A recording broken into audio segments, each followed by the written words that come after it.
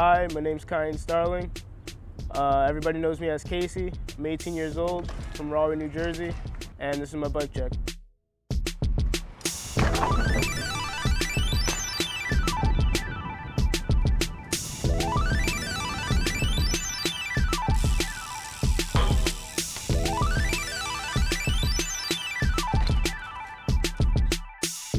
So from the top, I have the Kink Ace grips. I like them a lot. They're really thick, so they don't hurt when I do like bar spins and stuff like that.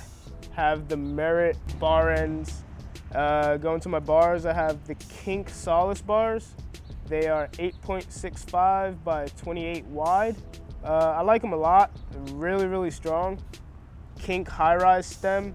It does bring the bars up a little bit, which is pretty good. Going to the headset, I have the Merritt headset. Makes it nice and smooth looking. Kink foundation forks, the 26mm offset, because I do a lot of nose manuals, so that helps a lot. The Merritt option tire in the front and in the back as well.